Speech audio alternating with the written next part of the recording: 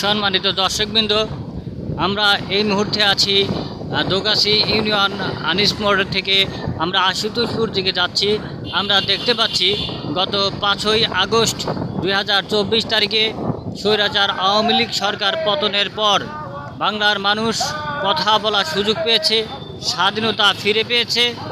তারা মুক্তভাবে কথা বলতে, মিছিল করতে, সমস্ত ভাষা প্রকাশ করার যে সুযোগ পেয়েছে, তারই ধারাবাহিকতায় বাংলাদেশ জামাতে ইসলামী দোগাছি ইউনিয়ন মোটরসাইকেল শোভাযাত্রা বের করে গোটা ইউনিয়নবাসীকে জানিয়ে দিতে চাচ্ছে আর কোনো ভয় নেই। আপনারা বাংলাদেশ জামাতে ইসলামীকে ভালোবাসেন, আপনারা বাংলাদেশ জামাতে ইসলামের পাশে যেভাবে ছিলেন আজও থাকবেন।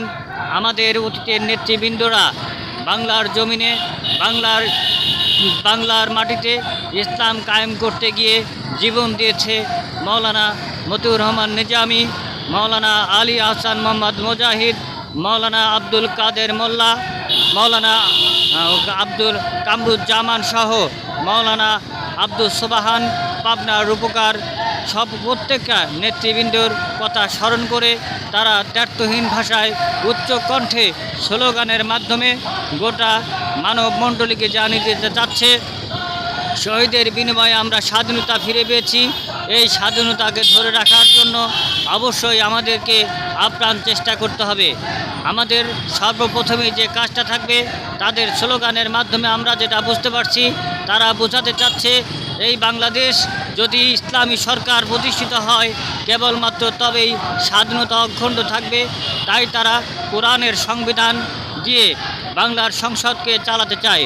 এজন্য আগামী নির্বাচনে বাংলাদেশ জামাতে ইসলামের পক্ষে থাকার জন্য, ইসলামকে কায়েম করার জন্য মুসলিমদের দায়িত্ব সহকারে তারা সঠিকভাবে ইমানি দায়িত্ব নিয়ে আগামী দিনগুলোতে দেশ পরিচালনা করবে।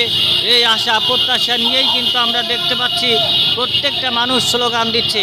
তারা বলছে নারায়ে তাকবীর, আল্লাহু আকবার, আল্লাহ সর্বশক্তিমান। এটা বোঝাচ্ছে, তারা বোঝাচ্ছে যে অন্যায়ের প্রতিবাদ করতে গিয়ে কখনো মানুষ মৃত্যুবরণ করে না, মরলে শহীদ, বাঁচলে গাজী। এই ধরনের স্লোগান তারা কিন্তু ইমানি স্লোগান দিয়ে উদাত্ত আহ্বান জানাচ্ছে এই পাবনার দোগাছি ইউনিয়নবাসীকে।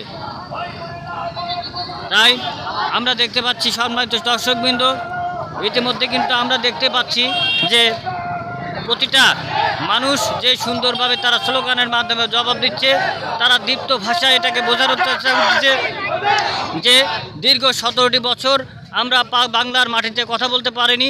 স্বৈর শাসক আমাদের এই কথা বলা থেকে বিরত রেখেছিল। আজকে আমরা উন্মুক্ত, আজকে আমরা স্বাধীন। 5ই আগস্ট 2024 তারিখে বাংলার স্বাধীনতার সূর্য উদয় হয়েছে।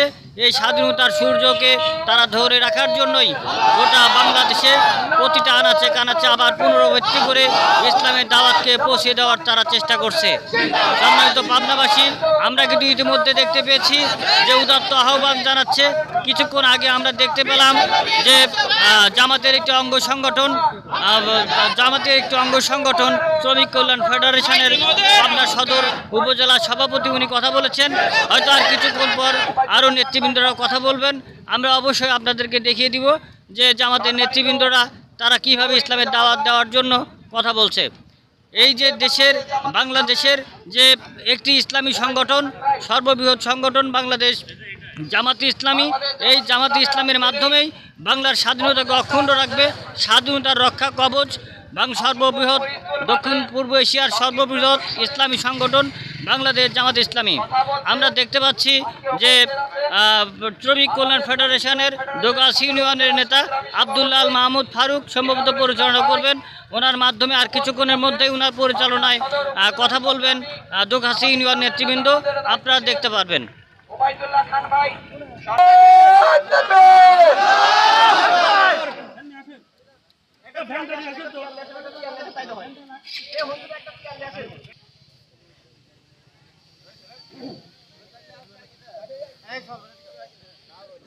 সভায় বাংলাদেশ জামাত ইসলামী, ইসলামী ছাত্র শিবির এবং সাধারণ মানুষের যে ঢল নেমেছে, এটা আল্লাহর শুকরিয়া ছাড়া আর কিছুই নয়। আমরা সেই মহান স্রষ্টাকে স্মরণ করছি যিনি 15 জুলাই থেকে শুরু করে 5ই আগস্ট পর্যন্ত সাধারণ ছাত্রদের আন্দোলনের মধ্য দিয়ে ফ্যাসিস্ট স্বৈরাচার সরকারের পতন হয়েছে। এ পতনকে বাংলাদেশ সহ সারা বিশ্ব স্বাগত জানিয়েছে। সংগ্রামী ভাইয়েরা আমার, আপনারা নিশ্চয়ই জানেন 2006 সালে লগি বৈঠার তাণ্ডবের মধ্য দিয়ে এই সরকার ক্ষমতা আসার চেষ্টা করেছিল।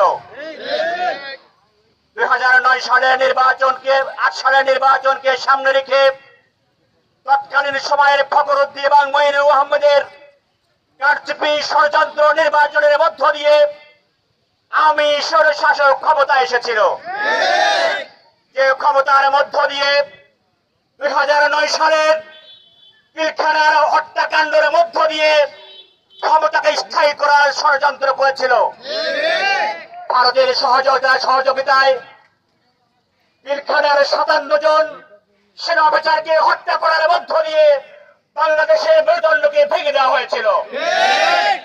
বাংলাদেশের মেরুদণ্ড ভেঙে দেওয়া শুধু শেষ নয়, এখানে যে সকল সাধারণ মানুষদেরকে গুম করে হত্যা করা হয়েছিল, যে সকল মানুষের প্রচেষ্টার মাধ্যমে বাংলাদেশ বিশ্বের বুকে মাথা উঁচু করে দাঁড়িয়েছিল। সম্মানিত উপস্থিতি, 2009 সালেই শেষ নয়, 2013 সালের